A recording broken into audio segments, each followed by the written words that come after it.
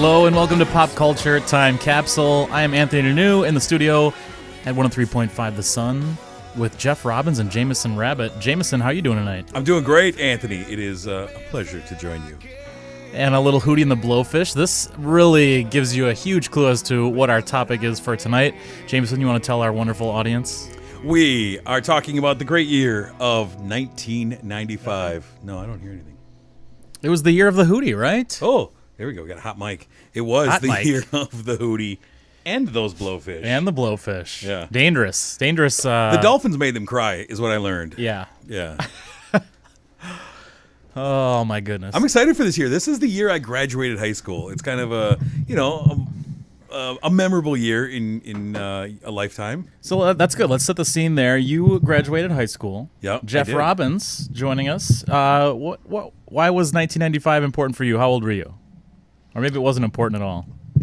I was 23, 24. 24 years old, depending on when your birthday was. 95, You had a birthday. It switches every year. What the hell was I doing in 95? I think we moved into, my wife and I started living in Sin in 95. My goodness. I moved back from Chicago. I've been living in Chicago for basically the school year of 94, 95. So for part of 95, I was living in Chicago. Moved back here in Madison, and I've been here ever since. Madison area, I should say. Madison area. Yes. The greater Madison area. Yes. Nobody calls it that. No. Still trying to figure that out. Mr. Danu, what was going on with you? I was 7 years old. I believe I was so cute. Such a cutie. I was a second grader at St. Denis Elementary. Well, St. Denis Catholic School, I guess it's called. Mm-hmm. I lived. I don't know. I lived in the east side of the Madison area. Okay. A couple different apartment buildings at the Sounds same adventurous. time because I'm just You are a special baller. guy. Yeah, I'm all over the place. Uh-huh. Even at age 7. I like it. I'm excited for this one. I think that this could go a lot of different ways. This had the hardest cuts for me of any year so far, and I think Yeah. you might be on Wow. board with me. There was a lot of things that I was I had really the hardest time attached to. pulling stuff together for this one. Yeah, I had things that I was really attached to that I had to kind of try and separate my brain from my heart. With some things, there were some things that just couldn't make the cut, unfortunately. Wouldn't you fiddle with that a little more, though? Isn't that annoying? Well, you guys have the nice, built-in mics. Yeah. You're at the table. Yeah. I'm just kind of back here, like We're the all-stars of this. yeah. I'm just the supporting cast. You want to jump into this? You want to make this show happen? Let's cut this. Let's make sure the show is less than 2 hours. All right, well, we'll see. Who wants to get us started this time? Anthony. You guys seem so excited about 95. I think it should Anthony be should one start of us you. off. He was last week. All right, I'm going to start us off. How do you remember that? I- You go back and listen to the shows? Oh, every night before I go to bed. It's a great Really? show. Yeah, I fall Wow. asleep to the show every night. Last week's show is being put on YouTube right now. Hopefully that I is still listen the to case. it on the 103.5 The Sun app. I go on the on-demand feature, and I just listen to previous episodes all the time. There you go. It's the best. We're out there, folks. For sure. SunPrairieMediaCenter.com. All right, let's get to it. Let's get to it. Stop Okay. fooling around. It's like 10 after already. Okay, so for me, at number 10, Jeff Robbins, do you know Roman numerals? Do I know Roman numerals? Yeah, what's 10? I think it's that would be X. Good job. Very good. And 1995, for me, at number 10, is the first ever X Games. Skateboarding, bicycling, maybe scooting for a little while. Jeff Robbins, you a big razor guy? I prefer a razor to an electric shave. Yeah. Oh, that's good. Okay, That's very good. Okay, but I have the X Games, the first ever X Games. This was 1995 was the beginning of the X Games, where we got to hear a lot more about Bucky Lasek and Tony Hawk and Nice. These are all, Bucky right? Lasek. Yeah, Nice. yeah, old school skateboarders. Mm-hmm. Really good stuff. I don't know. It's fun. It's entertaining. It breaks up the summers a little bit. It's not my favorite of sporting events, Okay. but I think it is still somewhat of a monumental thing that Yeah. this really brought skateboarding and which I don't know, it seemed like a kind of a counterculture thing for a while, but it brought it to the forefront. And now you even see it on ABC and ESPN. It's become quite a big deal, and I mean, And you know it was look the at some of mid-90s these- because it had an X in it.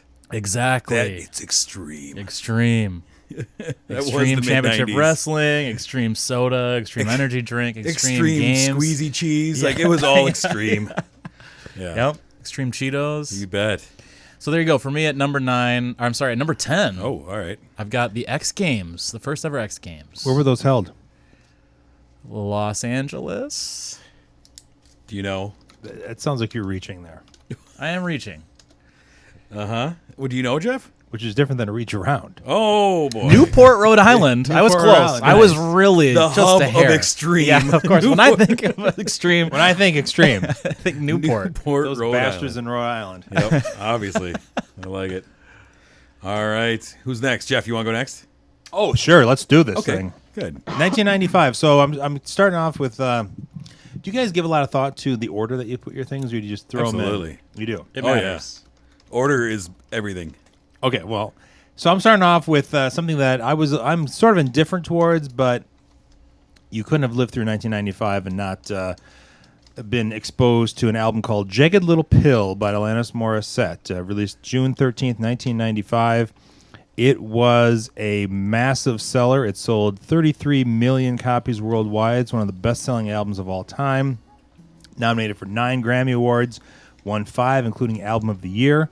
She was the youngest artist in history to win that award until Taylor Swift eclipsed that in 2008. And the album was just everywhere. It had it had your you gotta know, you ought to know, You ought to know. not you gotta know, No. you ought to know. You got to know about Jagged You Little should Pill. know. Hand in my pocket, ironic. All I really want. The hit singles just kept on coming in a way that you don't get from albums anymore. And this was Alanis Morissette's really first time going into rock music. She had released a couple of albums that were kind of dance poppy, a little Tiffany, a little But they were just Canadian Debbie albums. Gibson. They didn't really count because they were Yeah. Canadian, right? Robin Sparkles. Of course, she debuted. She was known from You Can't Do That on Television, Yeah. the Nickelodeon I show. heard that.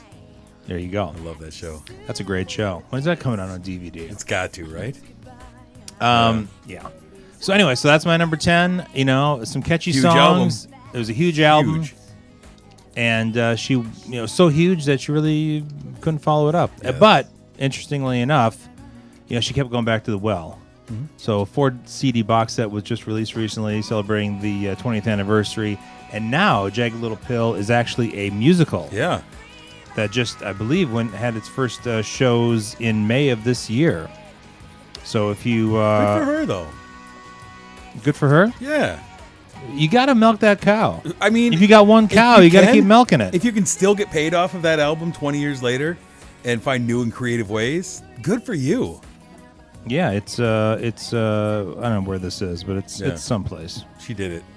So there you have it. That's All my right. number 10, Jagged Little Pill from Alanis Morissette. I like it. My number 10, I am starting off with a little sports thing that happened in 1995. The Bullets became the Wizards in 95 because of the high crime rate in Washington, D.C., and the connotation of violence that the name Bullets had. The owner of the Bullets decided it's time to change the name. And he put up a contest for the fans to submit and narrow down the name that the Bullets were going to become. And it was narrowed down to, here's your choices: the Washington Dragons, the Washington Express, the Washington Stallions, the Sea Dogs, and the Wizards. And ultimately, the Wizards won out, and it went into effect in 1997. And there was a bunch of pushback right away from residents in Washington, D.C., because the Wizards also has a connotation that belongs with the KKK. And, Grand Wizards. The D.C. being, a very diverse area, they did not love Wizards at first. Everyone loved the Bullets, but the Bullets had the big name change, became the Wizards, and history hasn't been great with them since, but it's been a rough run for the Washington Wizards. You could probably find a negative connotation with a lot of names if you could. looked hard enough. Right. And so that was I remember that time. I thought it was really interesting. I'd never seen a team just up and change that hadn't moved into a different city. I'd never seen a team just staying home. Very rare. Now we're going to be this now. We're going to completely change. I thought think of it. if Janesville gets an XFL team, that they'll be the Janesville Grand Wizards. Why not? I mean, that it sort of gives the lie to, what's his name, Daniel Snyder's assertion that, it'd be too hard to change Right. the Redskins. Yeah. I mean, it happened right there In your own city. In Isn't that your funny? own city. Yeah. You Trivia- change all the uniforms and It's a hassle. Interesting that you note on those uniforms. Do you know who were the two people who designed the original Wizards jerseys? No. Juwan Howard, who was Yeah. a player at the time, He was. and gymnast Dominique Dawes. Dominique Dawes, oh yeah. Yeah, weird combination for NBA jerseys, but It is.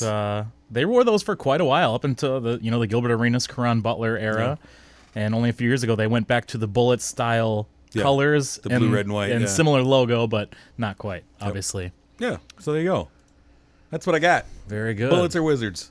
Bullets or Wizards? Love it. How about you, Mr. Danu?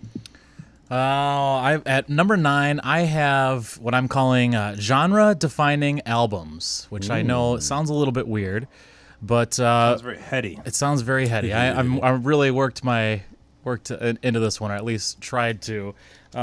One I won't play for you guys because it will be a little bit. Nobody wants to hear death metal at late Sunday night, do they? Maybe that's the best time for death metal. It might be. But for me, Slaughter of the Soul, in terms of death metal, is like a quintessential album of the genre. If you were pointing it to someone, especially for 90s death metal, you would say Slaughter of the Soul.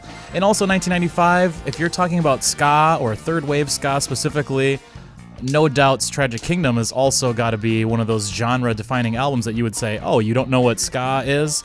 Then listen to Tragic Kingdom by No Doubt, which is one of the best albums of the decade, let alone 1995. Just a Girl, Don't Speak, Spiderweb, Sunday Morning, the list goes on. Beginning to finish, great album. It's where everyone really got to learn who Gwen Stefani is. And they had a great album come out earlier that year before they actually switched to a bigger label.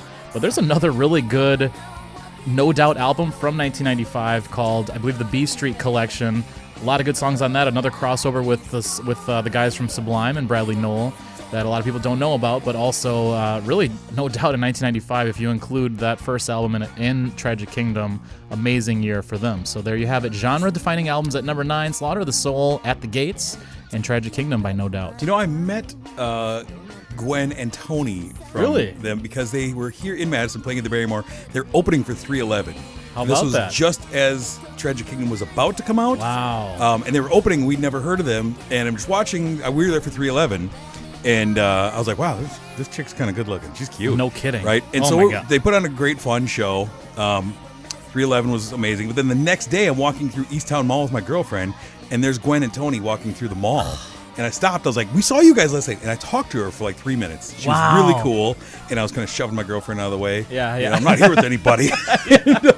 But yeah, it was really cool. And then it was like 6 weeks later, Tragic Kingdom came out, and they were everywhere. I was like, holy crap, that was them. That's cool. And then I can't even tell you what a great tour that would be to see, because 311, I think, was supporting their self-titled album, not necessarily their debut. But It was their third album. Yeah, but I think it was 311. It was, yeah, because Down hadn't come out and been a single yet. Okay. They just had Grassroots and Homework.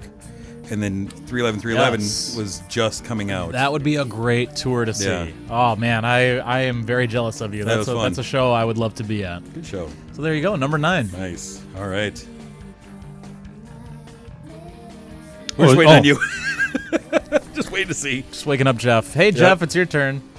All right, so my number 9 is also music related, and 1995 saw the debut of the Foo Fighters. I've heard of them. Dave Grohl's follow-up to Nirvana, of course, in 1994.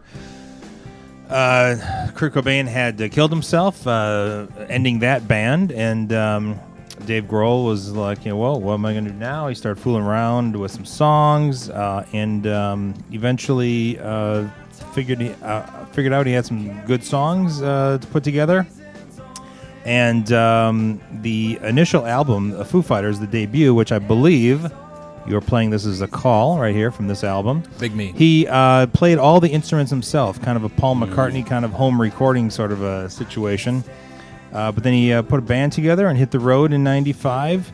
And he was opening, I think, for Mike Watt from Firehose. Wow. Firehose.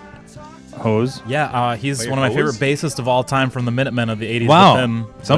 Somebody's paying attention. Yeah, Mike Watt is one of my top 5 bassists of all time. Love Mike Watt. But I'm not talking about. I'm talking about Foo Fighters. I know, but I didn't know that. That's why I'm very surprised by that. Cool. I think that's super great. But I also love the Foo Fighters, and this is a great album. I love this song, of course, and then Color and Shape after this. But crazy. Yeah, stuff. this album was a little more low key than what Yeah. because he was doing all the instruments himself, and then Color and Shape came out a couple years later, maybe actually '96, and that really sort of made him a force to be reckoned with, as they say. But, and their music videos became just The Mentos some of the commercial, most right? creative music videos. Yeah, the Mentos one specifically, and then the ones where he played, they're on the airplane, he's playing Yep. 10 different characters. that's Monkey Wrench, I think. I think so, yeah. Yeah. Well, they do that. I've done that a They couple did it a times. couple Monkey times. Wrench is one, and then Learn to Fly. They do it on the Yeah, airplane, yeah. which was for the show Ed, I think, too. Was the theme song? Yeah, for it was. a couple You're right. seasons. Yep. But yeah, Foo Fighters keeping rock and roll alive into the 2000s. So Yeah. big fan of the Foo Fighters. In fact, if you said you want to hear Foo Fighters or you want to hear Nirvana, 9 times out of 10 I'll probably want to listen to Foo Fighters. So there you have That's fair. To each their own. Yeah. it. Oh, I like that conversation. It is because I think they're the band's the bands are obviously very more different. well-rounded brand. Yeah. yeah. And they've gone through various personnel changes here and there, but we don't have time to get into that because we got to keep the show to 90 minutes. So Foo Fighters' debut is my number 9. Okay. I want to bring it down for a minute. We're having too much fun. My number 9, in 1995, Superman himself was paralyzed. Christopher Reeve, who was at the time getting more and more involved in horse riding and competitions of horse riding. And at one point, he was taking his horse out for a jump. The horse refused to jump, threw Christopher Reeve over his head. He landed directly on the top of his head, shattering his first 2 vertebrae, basically disconnecting his skull from his spine. And he would never walk again. And it was really unbelievable because he was Superman. And suddenly you see him in this wheelchair, paraplegic, and he went through a gamut of things in the 20 years after that, battling severe depression for quite a while. And then both he and his wife Dana learned to kind of fight to find a cure. He became a spokesman to raise money and raise awareness for spinal disabilities, and continued to work. Started to direct and just inspire people. I remember, him coming on the stage at the Oscars and just inspiring people. And it was, he kept saying, I'm gonna walk. It's just a matter of time. We're gonna find a way, and I'm gonna walk. Unfortunately, he passed away in recent years, but it was a huge thing. I remember just being massive when Christopher Reeve suddenly was paralyzed. It almost didn't seem real. It was sadly ironic that Superman would be confined to a chair. Yeah. He just got done filming or doing a movie where he was In a wheelchair. in a quadriplegic, I believe, too. Yeah. Which is, oh my God, Yep. Yeah. Really Unreal. tough. But anyways, I like to bring it down a little bit. success. Yeah, we were having so much fun talking about death metal and the X Games. You're right. Jesus. All right. Who's up? Anthony. All right. That's a yeah. good you. one. That's one I didn't consider, to be honest with you, but that's certainly yeah. worth mentioning. All right. to say Points the for least. that. Good. Good. For me at number 8, I have the beginning of the Monday Night Wars. This is we had WCW this. after signing a bunch of talent from WWF, Macho Man Randy Savage, of course Hulk Hogan, and decide to go up on the same night at the same time against WWF. WCW's Monday Night Nitro debuted on September 24th in 1995 in what building, Jeff Robbins? Probably the Circle Theatre in England. Was it the Bradley Center? No, it was actually the Mall of America. Oh, that's right. I totally. Yeah, Yep, that's they right. did in the Mall of America. They knew that way Yeah. they didn't have to. Never been They didn't there. have to get an audience. They Yeah. just had. They knew that it would They'll be just there. draw people from- and they can just film it right there. That's right. So Lex Luger made his debut, I think, during a Jushin Liger and He had just walked off. Brian Pillman, and he of just WWF the left day before. WWF. Yeah. So. Yeah, took the title and walked over. So Jeff Robbins, this kind of reminds me of another '90s Saturday night battle between, or a war of TV shows of SNL going head to head against either, I guess head to head against Mad TV, which did Mad TV ever pose a real threat to SNL the way that WCW did to WWF? Oh, I think Mad TV. Yeah, I mean there was Mad TV was on for 4 or 5 years. I mean, it didn't. Did just, it win the ratings war for 83 weeks? No, Oh, okay. but I mean it wasn't just a poser. Yeah. I mean, it Right. made a dent, I think. Yeah, there's some iconic characters that people talk about from Mad TV. When was In Living Color on? That was like 90 to 94, right? But what? I think it what- was what night? 89 But was it Sunday. also a Saturday night? Sunday thing? night. It was part of the okay. whole Simpsons, Fox okay. Juggernaut, House Yeah. of Buggin', That makes sense. Get a Life. Sure. right. That's your Sunday night. All right, so that never went head to head, but obviously, and I know from my years that Mad TV went basically head to head against SNL. Which did you choose? It really depended on the time. In early years, I felt like it was more dangerous or risky to watch some of the stuff that was going on Mad TV. I think dangerous. Fox sometimes would be a little bit closer to crossing the line than SNL would be. But overall, I mean, obviously, you look at the different casts of SNL, and I'll take SNL almost always over Mad TV. But I think the jury's still out on that. You think jury's out on that? They could come back with a bang. Yep, we'll see. Will Sasso still might come back. There you go. Mr. Robbins? Hi. Hi. Let's do number 8. I love how you snap, too. Well, I'm doing last minute. Jeez, you shove that Hot mic. hot mic. All right. Sorry about that. That's my bad. I shouldn't be that close to you, but I can't resist. I cannot help mic myself. right into his mouth. I'm sorry. That's why he wanted that. That's why he wanted the buffer. Yeah. I didn't want the buffer. Hey, speaking of buffer, so my number 8. Hey. Hey. So 95, is that the year we're talking about? Sure, why not? So when 95 started, it was Letterman. David Letterman was riding high. He was had his new show on CBS. He was whipping Jay Leno on a weekly basis, nightly basis, and he thought it would be a good idea to host the Oscars. This is also my number 8. Okay. So let's talk about this. Well, I don't know what your number 8 specifically is, Okay, but fine. so it's a little bit. But so anyway, so he hosted the Oscars, and I think he got a little bit of a bad shake. But needless to say, some of his jokes, sort of making fun of Hollywood and some of the Hollywood types, did not go over so You well. felt like the outsider in the room. Yeah, I mean, the whole Oprah Uma thing did not go over well. There were. People probably don't remember this, but there were 2 taped pieces that I thought were very good in that year as Oscars. They did a audition thing for Cabin Boy, because Letterman had been in the Chris Elliott movie Cabin Boy. Would you like to buy a monkey? There you go. And he also, I think, did a piece with a New York cabbie or a series of New York cabbies. So those went over pretty well. Of course, taking away from the live element of the Oscars, which maybe you don't want to do that much. But anyway. So he had been riding high, but then he was savagely criticized for. It was pretty, I was just reading something today that that's the gold standard for Oscar bombing is David Letterman. It is. So, yeah. And you would agree with that? No. Okay. But anyway, so and then but he was, still obviously still had his show, still doing well, and then in the summer of '95. Hugh Grant decides to take a little drive and enjoy a little lewd conduct with a prostitute known by the name of Divine Brown. Yep. And that got him in a little bit of hot water. Apparently, it was $100 to perform the act in a hotel, but she would do it in his car for only $60. And So he's looking for a deal. I said, I got $60. Yeah. We'll just do it right here. Yeah. So police caught him. He was arrested for lewd conduct, and as luck would have it, he was just going on a promotional tour for the movie 9 Months. Right. So 2 weeks after that, he's on the Jay Leno show, the Tonight Show, and it's probably too easy to pin a turnaround of that proportion to one appearance, but that was a hugely publicized, big ratings. Everybody wanted to know about Hugh Grant. Leno handled it pretty well. Hugh Grant sits down. The first thing Jay Leno says is, "What the hell were you thinking?" Right. So he didn't.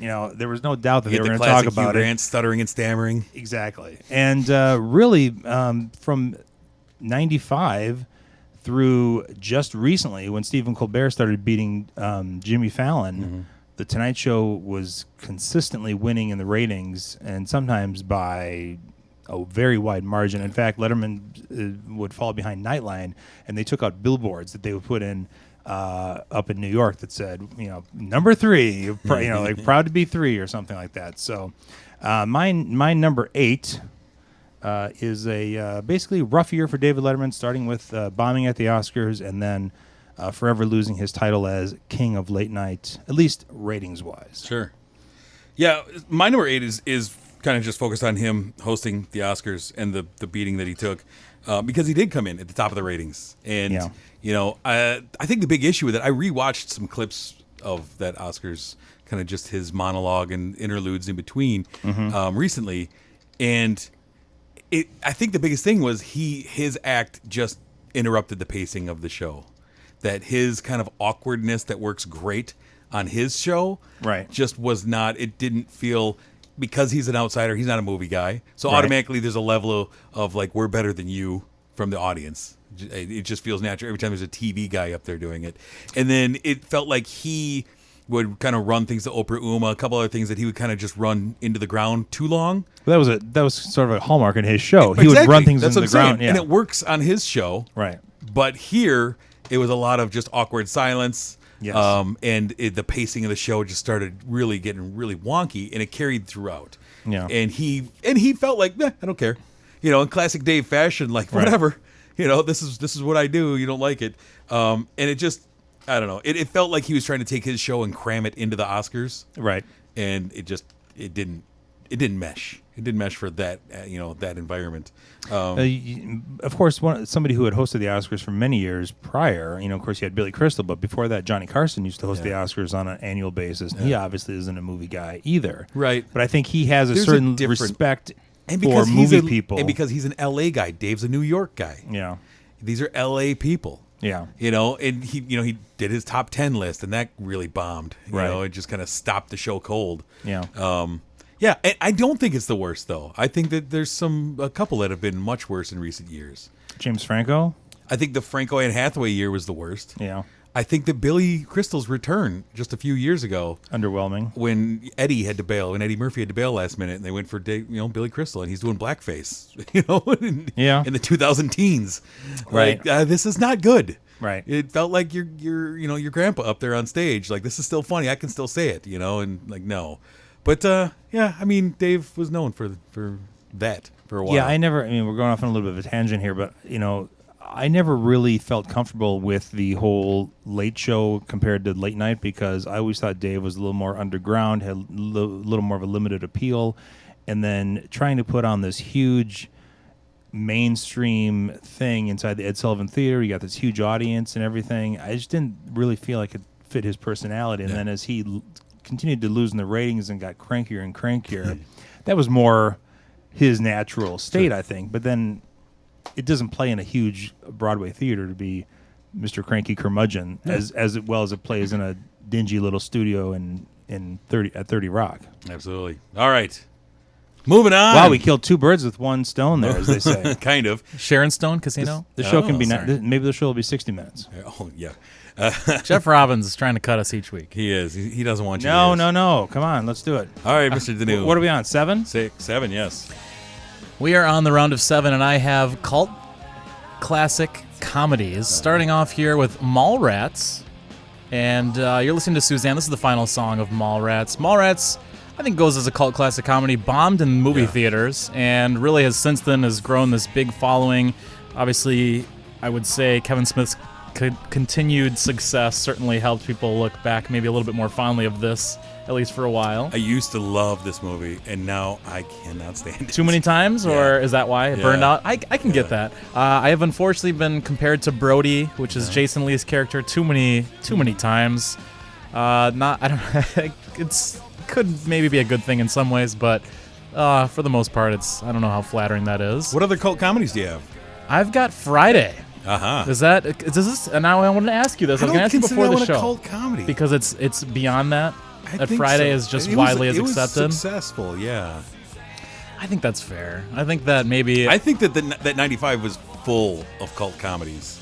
Like as I was Okay, doing what else? as I was writing down my list, I had so many like guilty pleasure comedies on my list that I was really shocked. And part of it is probably just my age when these movies came out. But movies like Senior Trip, I love National Lampoon's Senior Trip. Okay. The introduction, Jeremy Renner's first movie, it's phenomenal. Tank Girl, I love Tank Girl. I mean, it's a terrible movie. I love it. It's terrible. Vampire in Brooklyn, one of my favorite Eddie Murphy movies. Really? I love that movie so much. Showgirls, a great comedy. Is that a comedy? Showgirls is so funny. Oh my god. Yeah. There's several of them, and then you have the Saturday Night Live guys who came out with movies that year.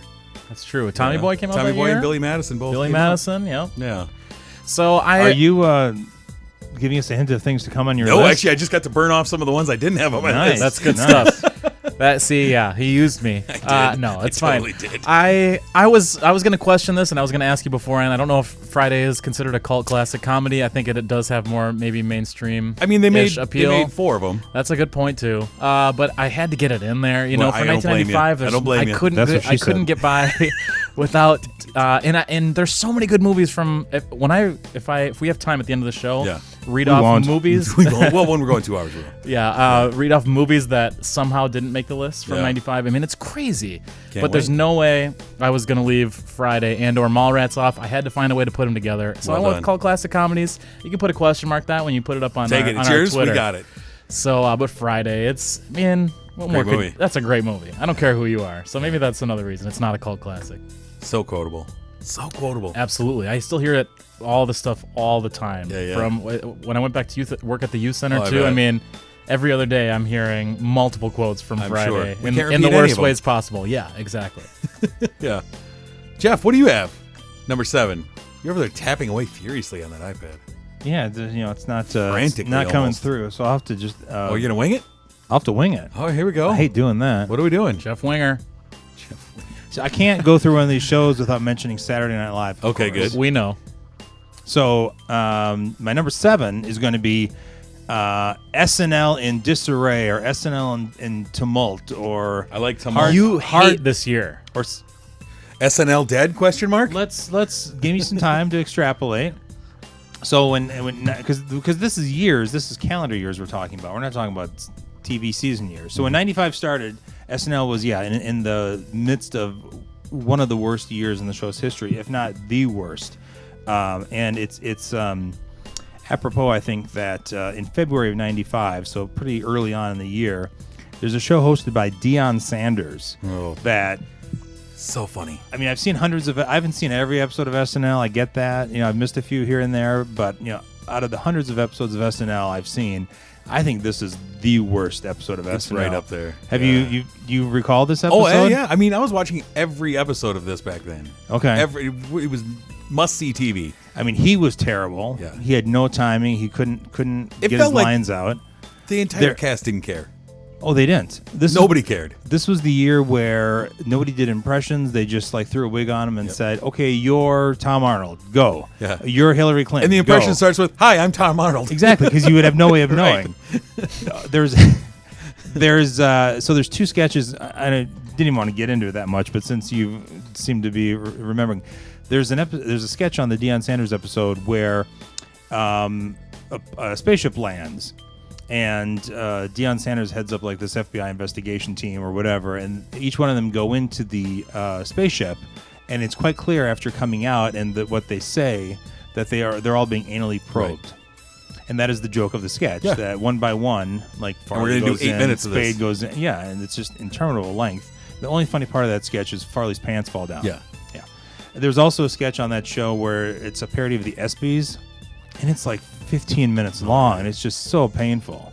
Yeah. And you have Bon Jovi playing Andre Agassi, and it's Right. oh my God. So anyway, the season ends. It's a horrible season. Lorne Michaels said later on that it was the closest he's ever been to being fired and the show being canceled.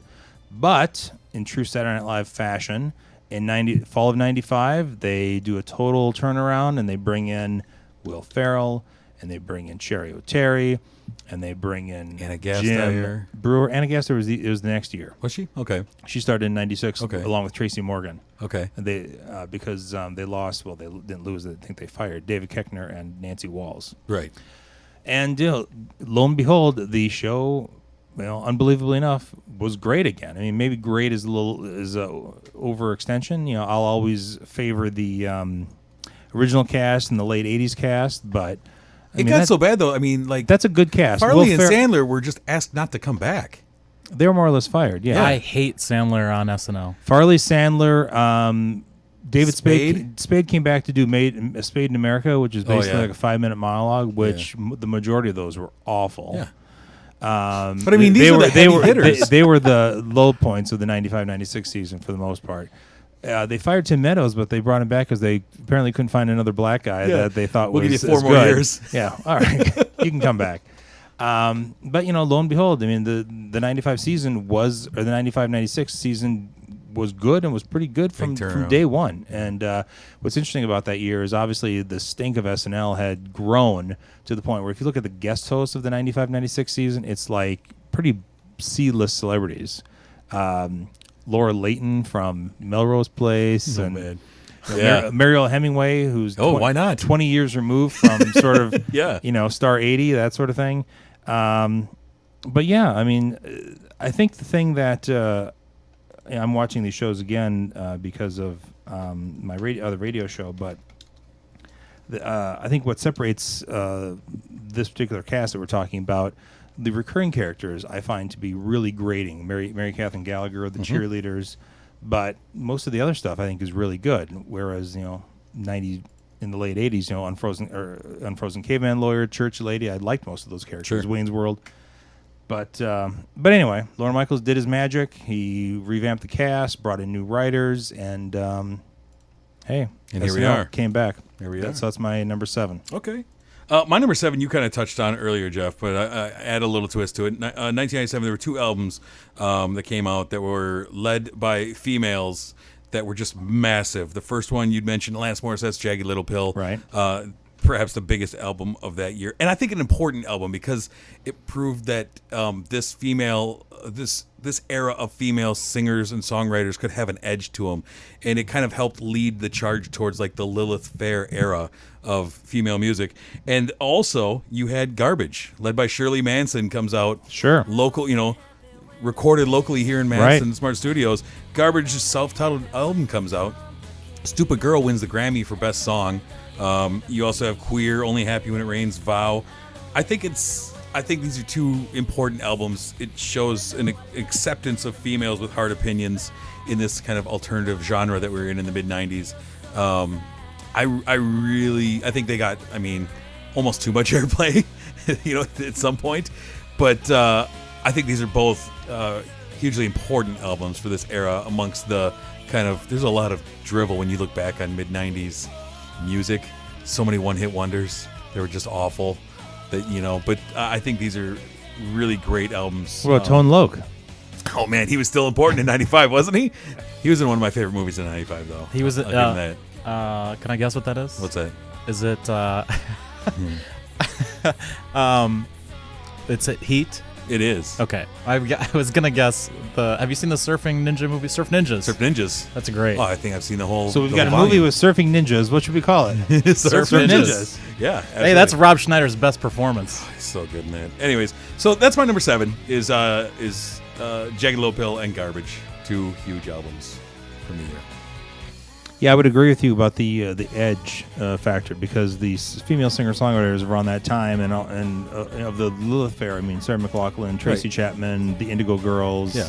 Although Indigo Girls were a little earlier. Sean Colvin. Yeah, not exactly. And then this led edgy. to Meredith Brooks and some other ones that came along. They were a little more in your face with it. Right. Yeah. That's why I liked it. I think especially Alanis. When You Ought to Know came out, that scared some people.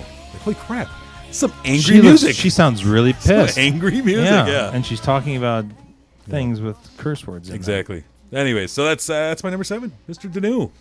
Very good. We're on to the round of 6 now. And I got to talk about hip-hop classics. You're listening to Coolio right now. Probably his best album came out in 1995 with this Gangsta's Paradise. There was a trivia question or a Jeopardy question, and the guy got it wrong because he pronounced it Gangster's Paradise. And the judges came back and ruled him incorrect for not saying it Gangsta's Paradise.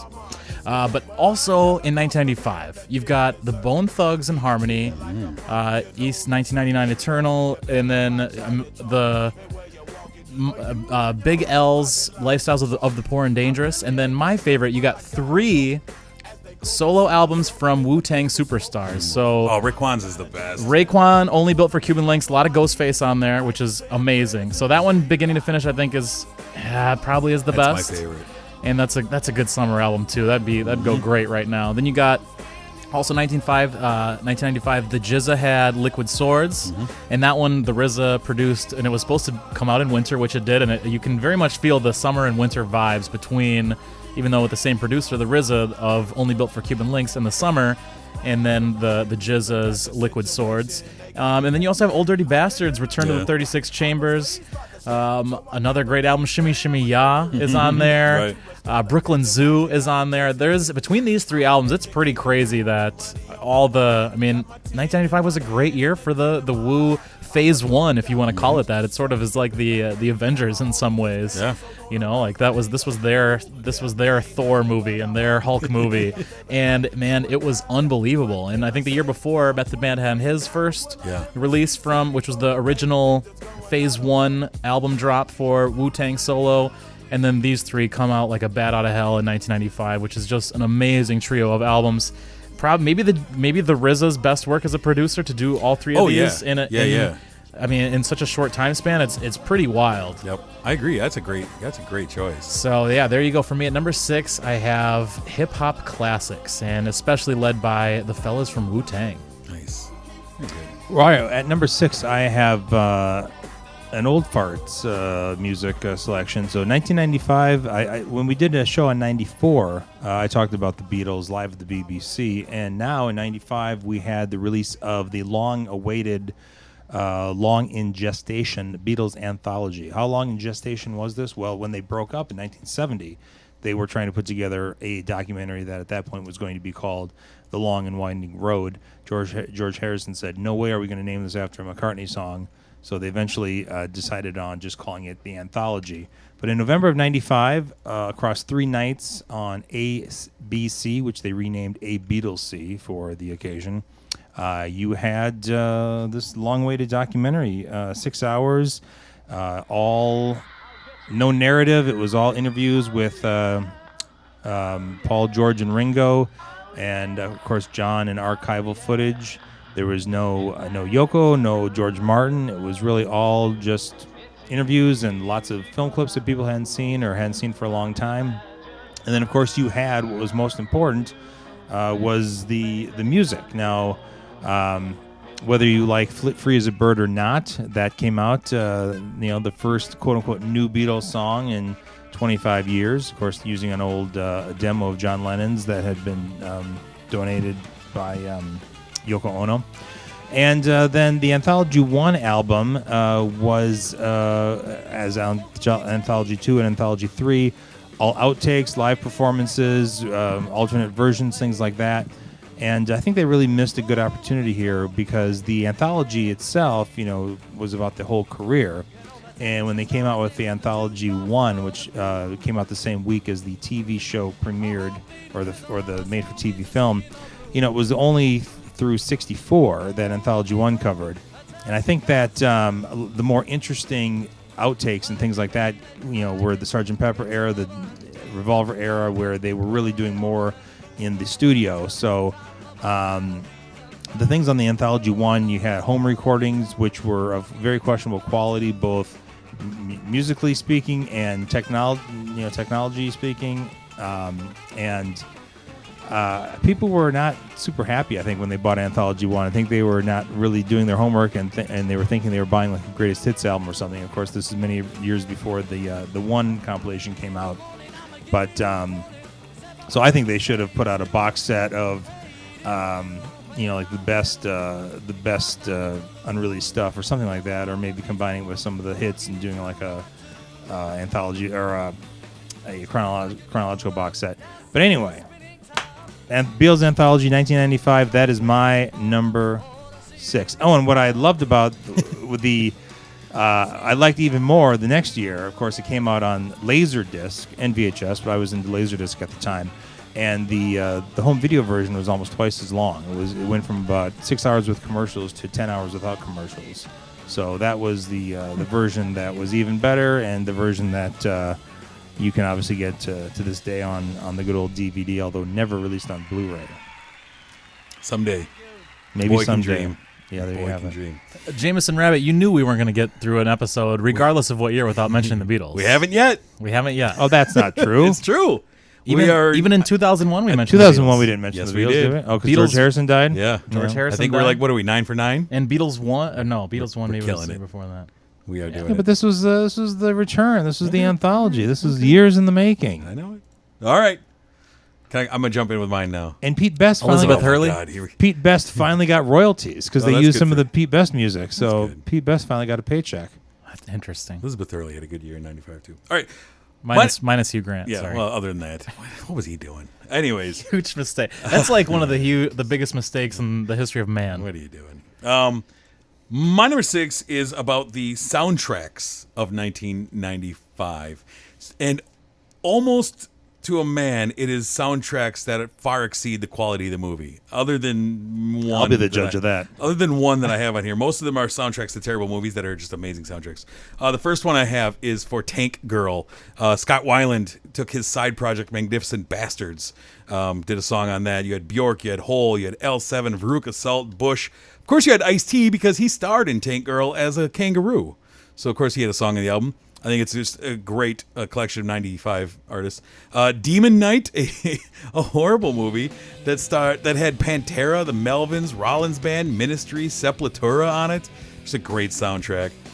You also had the soundtrack for Batman Forever, which had, of course, Kiss from a Rose from Seal and Hold Me, Thrill Me, Kiss Me, Kill Me from U2. You also had Iggy Pop and Massive Attack on there. The soundtrack for Mallrats.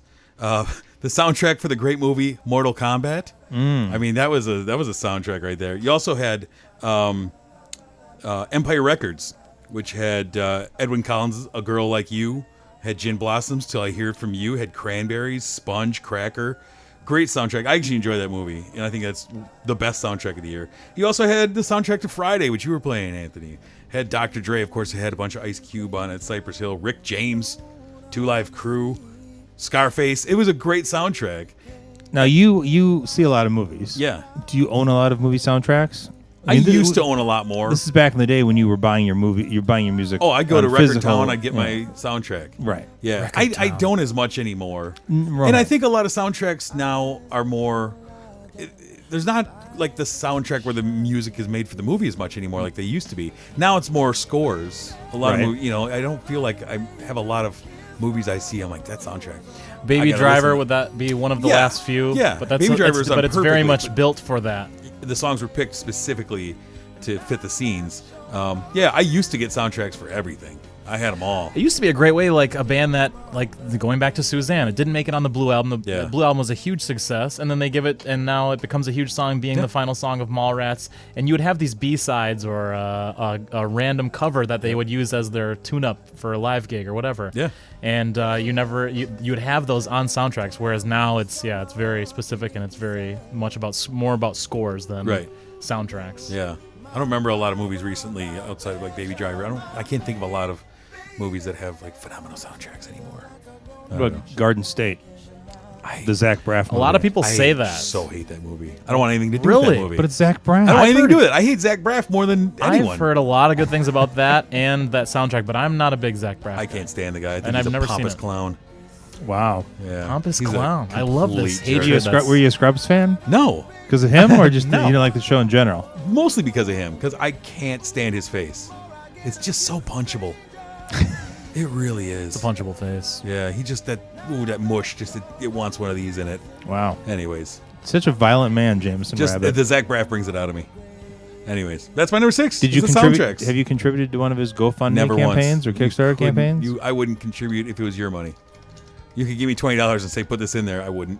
He had a show recently that failed. Yeah. I think He it was on really ABC. happy about it. That's I awesome. saw Jameson. He was You really should happy have about seen it. me. Oh, I hit a banner. I was walking down the street. It was great. Anyways, Kiss from a Rose. This is a good song right here. This is my go-to at karaoke. Okay, guys, if we go to karaoke one of these nights, just know this song is coming out. One time, I had to give Anthony a ride, and he put this song on the Man, he makes it the awkward, CD doesn't player.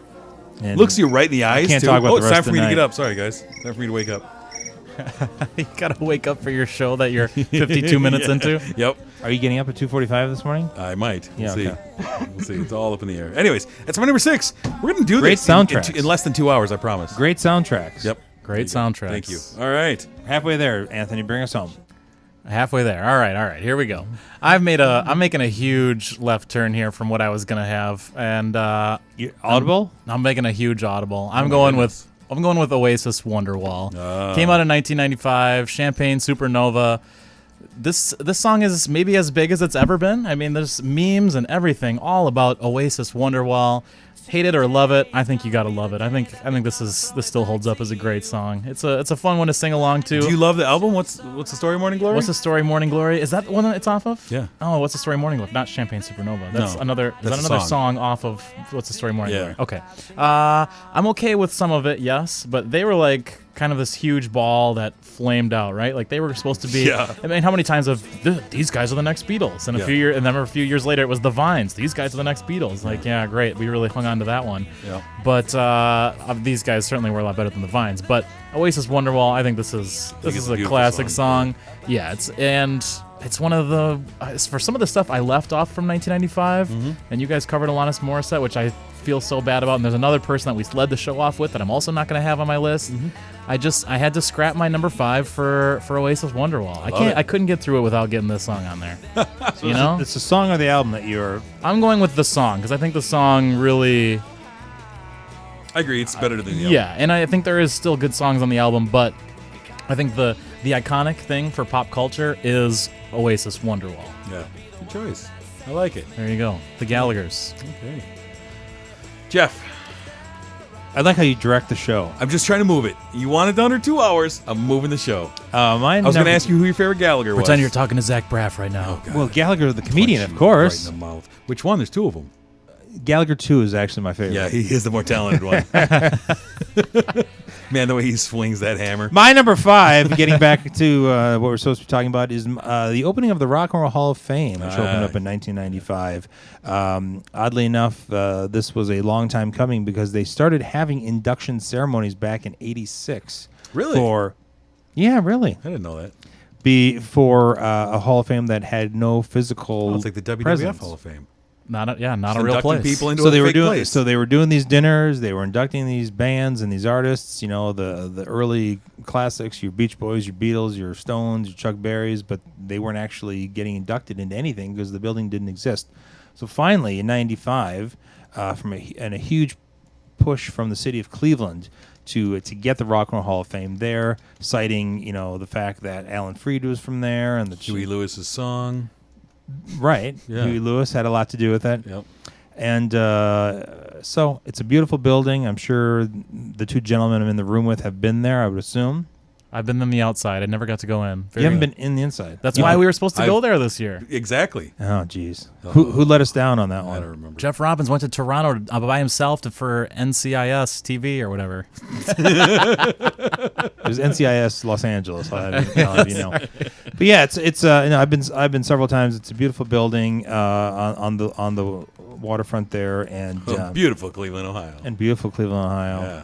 And you've got interactive things. You've got I assume they update this on occasion, but you can listen to the 200 or 500 songs that have shaped rock and roll, or whatever they call it, and all sorts of exhibits and interactive stuff. And then on the top of the building, they usually have a rotating band of special exhibits. I've seen a Dylan one there, and a Springsteen one there, and a Rolling Stones one there, and then of course you've got the Hall of Fame itself, and there's videos, and there's movies, and of course there's a gift shop, and it's nice that it's close enough. It's not a tough drive, and there you go. Nice. It's a nice place. Eddie Trunk question: do you have a band Ooh.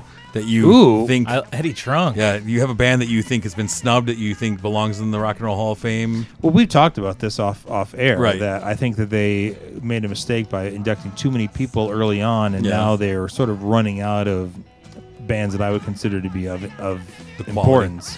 Hall of Fame quality. Hall of Fame quality. Just But really good. I do think Todd Rundgren should be in. I mean, not only for his own solo work, but also he's Is Deep Purple in yet? He's produced everybody. What? Is Deep Purple in yet? I think Deep Purple is in. I think they got in the same year as Steve Miller. Because I know that was one that would every time I'd see it.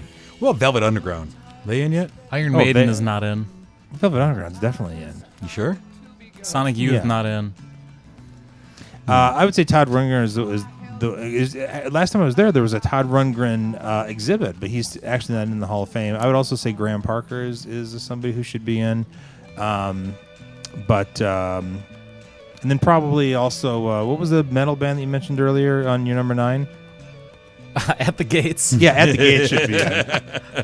Slaughter of the Soul was that album. So that's my number 5. Rock and Roll Hall of Fame finally opens in beautiful Cleveland, Ohio in 1995. Cleveland, Ohio. All right. That was your number 5? Yeah, that was Does that my mean number it's my 5. turn? Pay attention. I'm sorry. We only got a half hour left. Sorry. My number 5 is the debut of 2 great comedic shows. Mr. Show with Bob and David and News Radio both debuted in 1995. Mr. Show was a comedy showcase that really launched right into my comedic cerebral cortex immediately. It was my kind of comedy. It's just surreal. Sometimes it didn't work, and I love that just as much when you just watch this sketch. And had so many amazing... What are you looking at? Deep Purple, what? Are they in? It's the list of the inductees. Okay. Just stop what you're Not saying in the middle and of read talking that. or Yeah, anything. stop it. Look at this shiny object. I loved it. It launched so many comedians that I loved. Paul F. Tompkins was one of them who I just loved watching on there, and he was a big writer. And then News Radio. I mean, News Radio. Talk about a great cast. It starred Dave Foley, who could do no wrong in my book as one of the kids in the hall. I was all on board for News Radio, and then Phil Hartman. Like the heart and soul of Saturday Night Live for so many years. Stephen Root, who I loved, is Jimmy James. Velvet Underground's in? 96. Thanks for settling that. Where was I? Andy Dick, Maura Tierney. I loved News Radio. I think it's one of the great comedies of the 90s that still holds up strong and was able to pull off kind of a thing that most shows couldn't, is when one of their leads passes away and they replace him. And I don't think they skipped a huge beat. It was a different dynamic with Lovitz there, but I still think that the rest of the cast was strong enough that I think it was a pretty severe blow to the show. I knew that he was going to say that. It got canceled. It only lasted 1 year with Lovitz. Yeah, but I don't think that it was bad. I enjoyed it. It wasn't bad. I think that No, I because wouldn't say it was strength bad. of the rest of the cast. But I mean, that was a pretty huge hole in Hartman. the dynamic of Jimmy James and Dave, I think, was what carried that show. And I thought Vicky and all of them were. I think Joe were great. Rogan carried that show. Oh God, Joe Rogan was. The handyman. He was the handyman. But It's anyways, like, when I see Joe Rogan, it's like right in Zach, the mush, Zach he Braff. would kill you. I could take Zach Braff. You Yeah, couldn't he's take Joe Rogan. big That's true. UFC guy. But anyways, yeah, Mr. Show and News Radio, 2 great comedies came out that year. Now, you've never seen the movie Titanic, Never seen it. but they had an episode where they imagined the newsroom Guess what? as the Titanic. I know what happened in Titanic. Hey, you've seen The ship went down. Now you spoiled But it Billy for Zane, dude. all of our 5 listeners. Billy Zane. Billy Zane. We actually are getting some action on our Facebook page. We were told by Neil Schulte to try and get a little more serious. Really? Yep. Yeah. So Wow. take that to heart. Okay. He says, "Come on, guys, be serious. Wow. Interesting. Bring it down, guys. Bring it down." All right. Neil, feel free to call us at 825-0930 to further extrapolate on your comments. Well, let's get Neil's favorite things about 1995. Yeah. All right. While we're I'll waiting. wait for that to come in while you talk about your number 4. All right, moving on to number 4. Let me do this. I've got Kevin Spacey being a creep. I've got 2 Kevin Spacey movies at number 4. 7, amazing movie. Usual Suspects, another amazing movie. You've got Bryan Singer did Usual Suspects. Who did 7? That was David Fincher. David Fincher. There you go. 2 iconic movies, I think, from 95. I couldn't get through without mentioning these 2. 7 still holds up. Usual Suspects to me still holds up. I know a lot of people are confused by a lot of things that happen, I guess, in Usual Suspects. You've got some iconic lines in each movie. Benicio del Toro in Usual Suspects. What the hell is he saying? Who knows? You got What's in the Box, of course, from 7. 2 great movies here, and Kevin Spacey playing a creep in both of them. And, of course, we would find out way too much more about his creepiness in the last year or so. Very unfortunate, but... And I believe he was nominated for both of them. Really? I believe that year he was nominated for both in supporting actor. Like, he had a 40% chance of winning. Didn't he eventually win one? He did. He won for Usual Suspects. Okay, there you go. But I believe he was also nominated for 7, if I remember right. He won again in 2000 for American Beauty as Best Lead. But if I remember right, I'm trying to see. But if I remember right, he The was other thing nominated about Letterman hosting the Oscars that year was a big year because you had Forrest Gump and Pulp Fiction. Sure. Yeah, just want to throw that in there. Thank you. Kaiser Sose. So number 4 is your ode to Kevin Spacey. Great guy. Unfortunately, yeah. Great guy. Quote Anthony Deneau. Yeah. Well, I'm gonna Do it. I'm gonna throw some love out to Bill Cosby for my number. Oh God, No. we've done it, guys. Jeez. We're off the air now. Is it my turn here? It sure is. Oh, let's move on. I'm going to talk about something called the Internet. In 1995, the Internet was growing by leaps and bounds. It was still kind of a new plaything back in 95. But in 95, we had three things that made the Internet more fun and more accessible. And we had the Internet Explorer debuted in 95. Kind of took Netscape and just squashed it like a bug and said, hey, we're Microsoft, we're Bill Gates, we've got Internet Explorer, this is what you must use to access the internet. And we had the debuts of two little websites called Amazon.com, went online in 95. I know I talked about it when we did 94, but that was when it was founded. It actually went online in 95, so stay with me here. And also eBay. Started in 95. I believe it was called Auction Web at first, and eventually changed its name to eBay. And the first thing they sold on Auction Web was a broken laser pointer. And the guy who ran the website was so curious about somebody who would buy a broken laser pointer that he called him and said, well, I'm just curious. And the guy said, dude, I collect broken laser pointers. Yeah.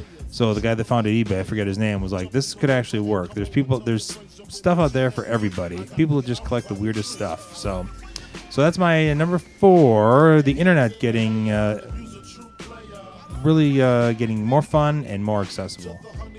All right. Okay, I want to ask Jeff a real quick trivia question about the internet in 1995. Windows 95 was the most downloaded program in 1995. What was number 1? Was that something you downloaded? I thought it was something that came with new PCs or. Well, you still gotta put it in there. Isn't there like disc and stuff? Yeah, it came on a disc. Yeah. That's what she said. Download, yeah. Number 2. What was the question? Number 2 most downloaded something? Number 2 is Windows 95. What's number 1? Downloaded software? Sure. Probably a picture of your mother. Hey, we did it. The answer was Doom, you jerk. Doom. Yes. Love that movie. Kyle MacLachlan, David Lynch. Dune. Oh, that's Dune? Dune. Okay. Doom started The Rock, and it was terrible. Oh, my God. If you're wondering about people who died in 1995, we've got Dean Martin, Donald Pleasance, Burl Ives, Wolfman Jack, Bob Ross, Ingrid Bergman, Selena, Eazy-E, Jerry Garcia, Big John Studd from the wrestling world, Howard Cosell, who the hell is Mickey Mantle, and Orville Redenbacher. I've been called the Burl Ives of my generation. Yeah. Is that a compliment? Like that. I don't know. Dude, silver and gold. When I see you, I want to crack some corn. Yeah? Yeah. It's not just Jimmy. All right. Very good. All right, my number 4. I'm going back to sports because Jeff loves it. 1995, September 6, 1995, Cal Ripken Jr. passed Lou Gehrig for the most consecutive days showing up to work. That day was his 2,131st game in a row without missing a game. I remember where I was watching that game, sitting at my girlfriend's house, watching it, and after the first inning, he made his lap around the field. And after the game, made another couple of laps around the field. And it was a huge moment coming out of the players' strike of 1994 where fans felt like they'd been burned. They'd lost a World Series. You'd lost a possible guy hitting 400 or breaking a home run record, all the things that were in play in 94. And you have a great moment of Cal Ripken Jr. showing up for work for a bunch of days in a row. Fans loved it. It made him even more of a legend than he already was. He ended up continuing to keep going on with it. Ended up with 2,632 consecutive games.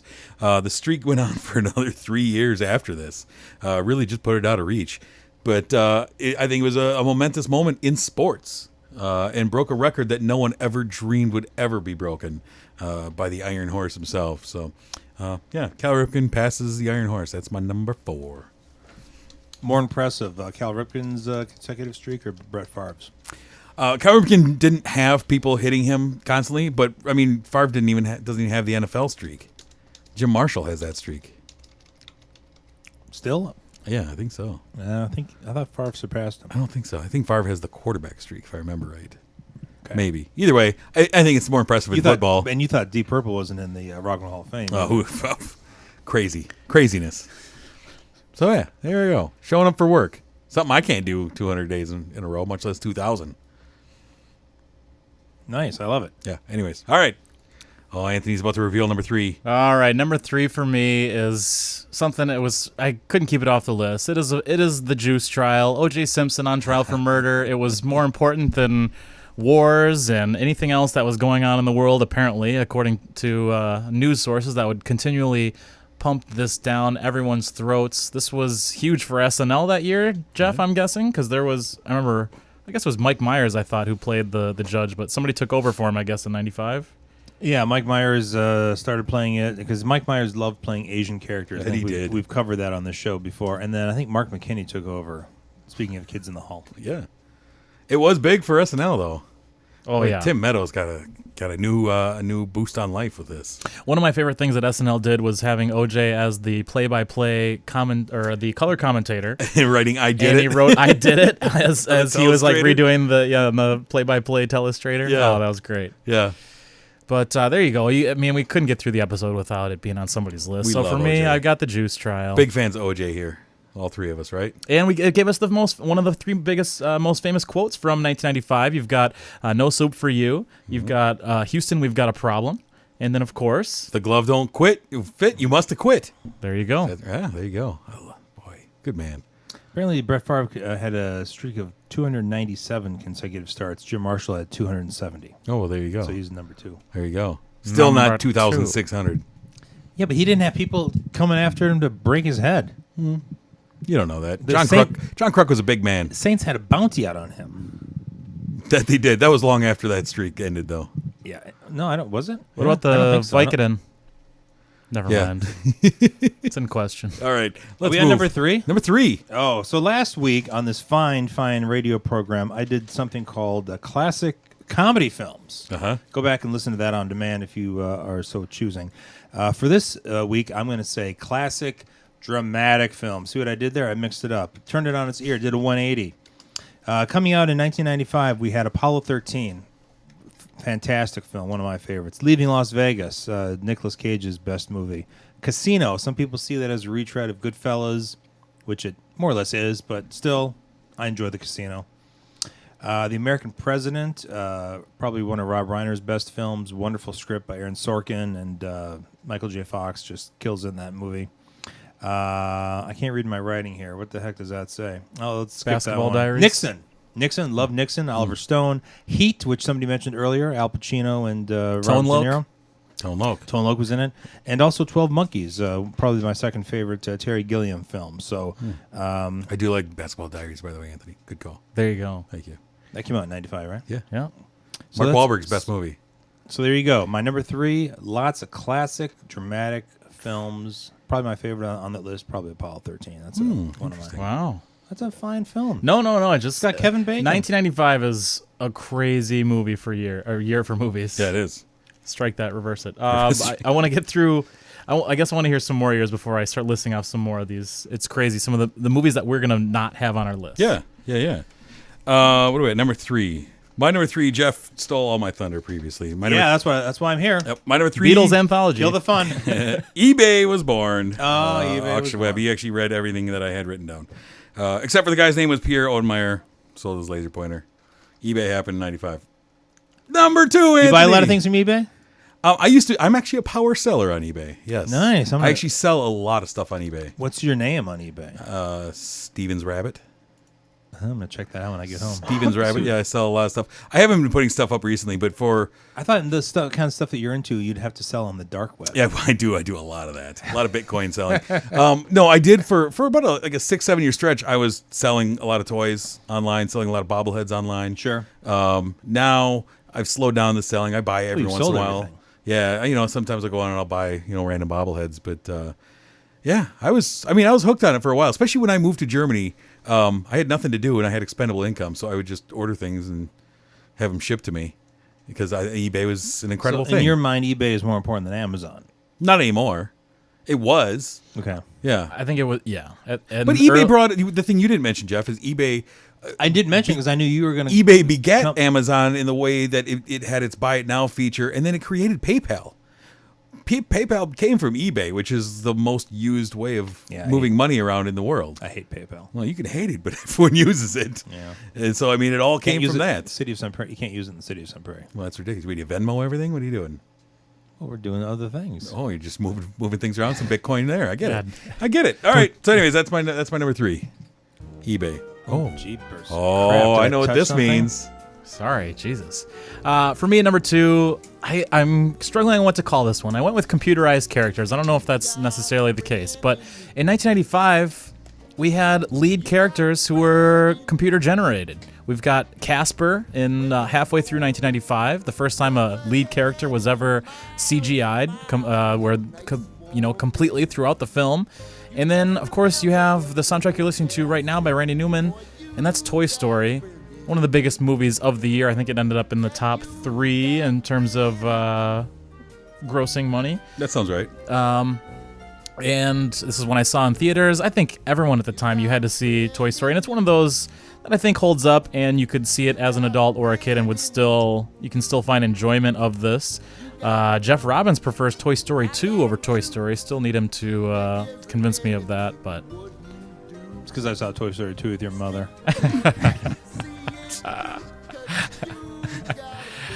Memories. This is a really interesting show we're having. So good. So there you go. Number 2, computerized characters. You have Toy Story and Casper on a much, much lesser scale. Now, what about Babe, the pig?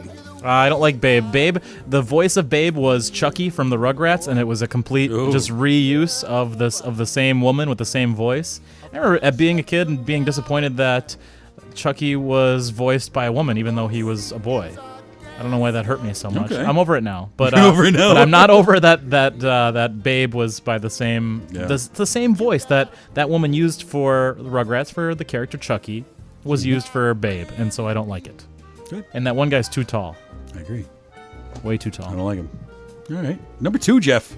Speaking of stealing thunder, Jameson Rabbit stole some of my thunder on my number 2, so we'll get through this pretty quickly. My number 2 is the premiere of News Radio, which I fully agree with Mr. Rabbit is one of the best comedies of all time, probably one of the most underappreciated comedies of all time, one of the best casts that a sitcom has had.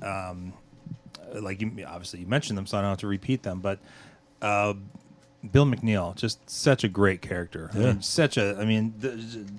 still remember his voiceover. I haven't watched the show in a while. I have him on DVD, but his ads for Rocket Fuel Malt Liquor and the time that he parodied Mark Russell by doing a Mark Russell kind of act in the office, standing at a piano, and it was a great vehicle for Dave Foley too. I'm sorry we don't see more of Dave Foley these days because he was great in that show.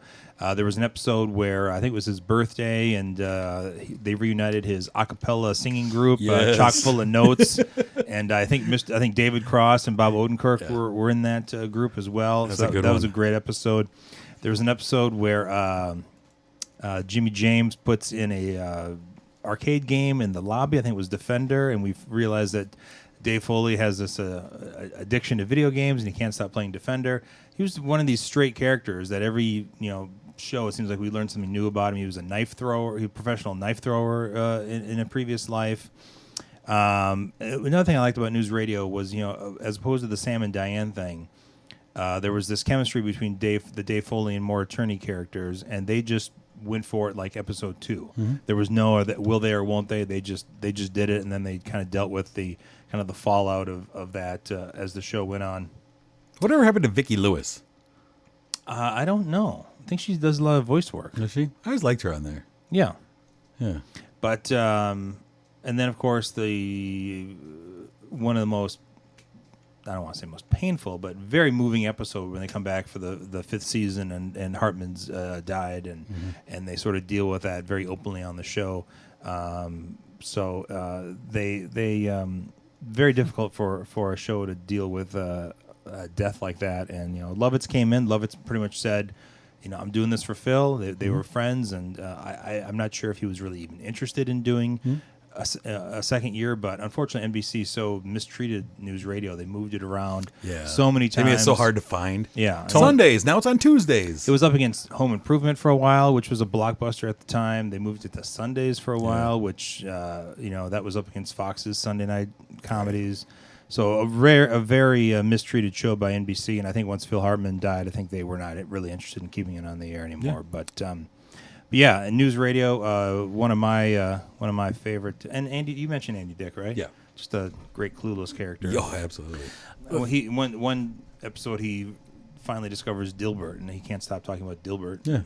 Good stuff. Check it out. Listen to these three people who did 2 episodes at some point. Bob Odenkirk, you got David Cross, and then in 1995, Tone Loc did a pair of episodes. Why wouldn't How about he? that? He was big in 95. He was a security guard, and his partner in the same job was, I think his name was Toby Huss. And if you've ever seen the Seinfeld episode where Elaine dates the Wiz, he's the Wiz. Okay. And nobody beats him. That's right. As Tone Loc says, let's do it. So good. All right. And there was an episode where the newsroom was in space, and there was an episode where the newsroom was the Titanic. So they did some interesting things on that show. They did. For my number 2, I kind of went the way Jeff did for a movie genre, but I went with 1995 was huge for crime dramas specifically.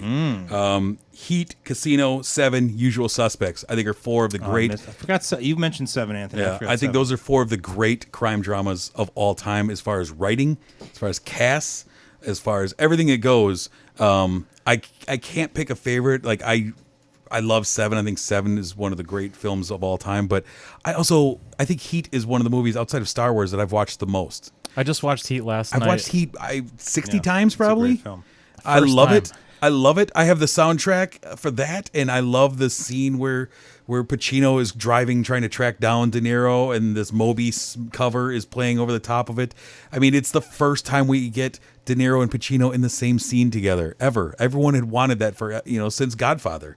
It's like, let's get him in the same scene. Finally get it. I think it's Val Kilmer still at the height of his powers. Long hair, great ponytail. Yeah. Dolph a Ziggler. young Ashley Judd. I think it's just a great movie. And there's the back and forth that has you rooting for the bad guy.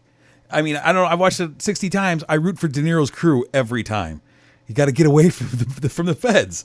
I think it's so good. But all of those crime dramas of 95 were amazing. Casino, I think, is terrific. Usual Suspects. Usual Suspects is a movie that defies logic in that it's a movie that is predominantly based on a twist ending. And yet you can rewatch it knowing the twist. And it's written so well and made so well, and that cast is so crazy. You have one of the lesser Baldwins in there, and it's still good. That even though you know the twist that's coming, the movie's still enjoyable every time. And that's the movie where the female turns out to be a man, right? Yes, the Crying Game / Usual that's the Crying Suspects. Game. Okay. Yeah, it is. Spoiler alert. Spoiler alert, Benicio del Toro is a female.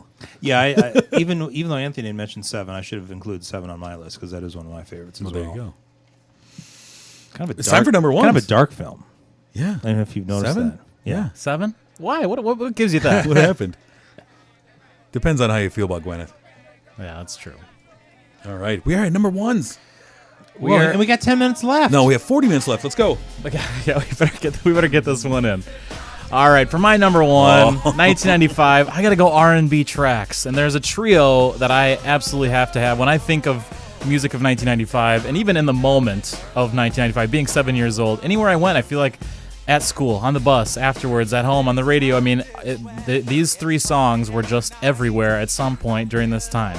You're hearing "This Is How We Do It" by Montel Jordan. At every party my senior year. Oh, and it's huge now. Like obviously, 90s music has made a big comeback, and 90s R&B is its whole own genre that I think is lifted up right now by the scope of nostalgia and just being great music in general. So I'm glad that this has kind of come back in some ways and made it popular again. It's a great song. It's timeless. It is. Then, of course, you've got TLC's Waterfalls. Oh, boy. So this album came out Crazy Sexy Cool near the end of 94. The Waterfalls and a lot of the singles didn't come out until 95. Creep, I think, was at the end Jeff of 94. can do but the Lisa Waterfalls. Left Eye Lopez rap in Oh, the middle of really? the song. Yeah, he knows it all. If we let it play, Big we'll Left get Eye to it. fan. Big Left Eye. What pro football player did she date? Deion Sanders. No. Andre Rison. Andre Rison. And burned his mansion to the ground. Yeah, That's true. my one of my fantasy names is Bad Moon Rising. Yeah, there you go. Love that. Yeah. They ripped off this song from Paul McCartney, though. Oh, is that right? Yeah, he's got a song about not chasing waterfalls. Came out in 1980. Oh, Huge mistake. too bad. What's the third one? The third one, this one is near and dear to my heart.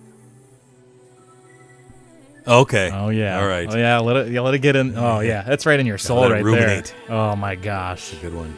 This one, of course, was made a little bit more famous when Rush Hour came out, and you got the little girl singing it in the background. But this is such a good song. I've got. She had a great year though, because Yeah. One Sweet Day was a phenomenon with Boyz II Men this and that year. came out near the end of '95 with Boyz II Men, Yeah. and that ended up being one of the top songs of the year as well. So yeah, '95 for Mariah Carey was a great year. Absolutely. And here you go. This is "Fantasy" by Mariah Carey. Still one of my favorite songs. It's a great guilty pleasure song. Yeah. Oh, I agree. Jam it. Love it. oh man, I can't get enough of that. There you No. go. Jeff Robbins killing it back here.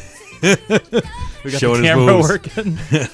Good stuff. So there you go. I've got R&B tracks, TLC, Montel Jordan, and Mariah Carey, who you're listening to now, is my number one for '95. '90s R&B, you can't beat that. No, you cannot.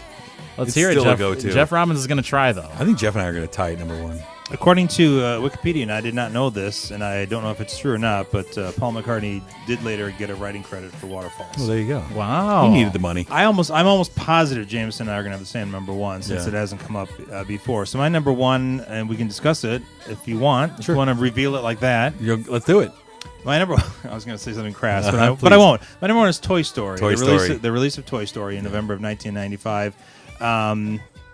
The characters of Buzz Lightyear and Woody, and to a lesser extent the secondary characters, are probably as ingrained in my children's DNA as Mickey Mouse, Donald Duck were to my generation or my parents' generation, and probably even more so. I mean, it's almost hard to imagine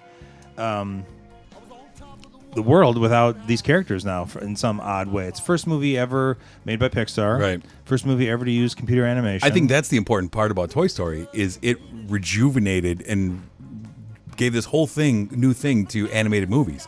And animated movies were kind of flagging leading up to this. I mean, you had Lion King the year before, but really nothing else. Well, you weren't that far removed from Beauty and the Beast. Pocahontas came out in 95. But- Aladdin's a big one. I'm looking at 1994, the highest grossing animated movies. You had The Lion King, and then you had Street Fighter II, Dragon Ball Z, The Page Master. Those are the highest grossing animated movies the year before this. well, anyway. Animated There's movies were struggling, and this renovated there's no doubt that what animation this movie could and do. Pixar just gave animation a huge kick in the pants. Yeah, I mean, I think it's just hugely important that Pixar in general, what it was able to do, the risk it took, how it pulled it off, the attention to detail. There. So is your number one Pixar or Toy Story? Toy Story. Okay. Yeah. So what do you like about Toy Story, Jameson? As a film, forget its importance. I think it's because it connects with everyone who had these toys. Right. So many of these toys, they're able to get, Slinkies and all of these name brands, and to give them the voices and the thing of what happens when you leave the room. What do your toys do? I think that's a really fun, cool concept. Yeah. Got great voice actors. I even like Tim Allen in that. Right? Yeah. They're That's able the only to thing pull I've that ever liked off. Tim Allen in. And I agree with you. I like the second one better than the first one. Yes. I think- you get the characters of Stinky Pete, and you get Woody's Whole Roundhouse. You get his whole backstory backstory. is- Exactly. Yeah. It's so great. But really well written. That's the thing about these movies is they're so well written. I mean, they're not are. just dumbed down for kids. I mean, these are, and you could say that about most Pixar films. Just really starting with the basics. A really great script. I think that's and what great they characters and what they did. I think Pixar brought this level of excellence and a level of we're not just aiming this at kids. We got Right. something for everyone. Bring the whole family, and that's what all of a and sudden. you're all gonna have a good time. And so suddenly they're breaking box office records all the time because it's not like we'll drop the kids off or you take the kids to this. It's like, no, the whole family's like, I can't wait for the next one. Right. I can't wait for Toy Story 3. Now I'm waiting to see what happens with Toy Story 4 here. Wasn't Toy Story 2 the first? I don't remember when Disney bought Pixar. Wasn't Toy Story 2 the first time that a Disney film had a theatrical sequel? I don't remember Okay. the timeline on that. Yeah, Okay. it's right in there. I don't remember if that was it or not. But I though. mean, the idea, and it's a Because simple. Aladdin, Return of Jafar. Yeah. That was direct to VHS. I don't think Robin Williams was in that. Was No. he? no, he came back for the third one, I think. But the concept that it's a simple concept, but I mean the fact that they can mine such emotions out of these toys is remarkable. I mean, casting Arlie Ermy as the head of the Little Green Army Men, that's of course he perfect. would be. Yeah. Yeah. I mean, fast forwarding to Toy Story 3, the final scene in Toy Story 3 is just a major tearjerker. My toys facing their mortality. Yeah. What? And the scene in Toy Story 2 where Jessie, he kind of does her song, and we find out her life story and how she's been abandoned. Yeah, so Watch Toy Toy Story is Story. my number one. Yeah. Watch Toy Story. That's what we're saying. Check it out. So in my hands, Mr. Robbins, I am shaking the time capsule jar o' years. Don't we have time for a couple honorable mentions? You want to do an honorable mention? We do have 1 minute. What do you have for an honorable mention? Anthony mentioned this in passing. I had Soup Nazi. That came out in 95. Not one of my favorite episodes of Seinfeld, but certainly made a cultural impact. The DVD format was founded in 95 by Philips and Sony. I did have Billy Madison and Tommy Boy on my list. Yeah, Nobody mentioned Braveheart. I guess not a lot of big Braveheart fans here. Selena was shot. Right. I guess you did mention that in your list of people who had passed away in 95. So there you go. Waterworld. Nobody mentioned Waterworld. Nope. Thought about it. Okay, Die Hard with a Vengeance, Jumanji: Ace Ventura 2, Angus, Basketball Diaries, Batman Forever, Billy Madison, Braveheart, Casino Clueless, Congo, Dangerous Minds, Desperado, Empire Records, First Night, Four Rooms, Friday, Get Shorty, Heavyweights, Higher Learning, Kid and King Arthur's Court, Kids, Leaving Las Vegas, Major Pain, Mallrats, Man of the House, Mr. Holland's Opus, Power Rangers movie Now and Then was a big one with girls when I was growing up, Outbreak, Pocahontas, Powder, Scarlet Letter, Sudden Death, huh? Tom and Huck, Tommy Boy, 12 Monkeys, Usual Suspects, Virtuosity, underrated in my mind, Waterworld, Three Ninjas, Goofy Movie, and Species. Wow. I like Kids. I'm glad you Huge mentioned movie Kids. for 95. He named every movie that was released in I 1995. think he did, in alphabetical order. I love it. The only other one I had that wasn't listed was we had a new James Bond in 1985. Pierce Brosnan with GoldenEye became the Bond that I thought should have happened years before that. But Mortal Kombat was a big one. that's what I said. The soundtrack. Yeah. Mortal Kombat. I'm getting all touchy feely. Pick the year for next week's episode. Tune in next week at I'm going to use a 8 o'clock. 1995 song to guess what it is. Here we go. Next week, 8 o'clock, Sunday night.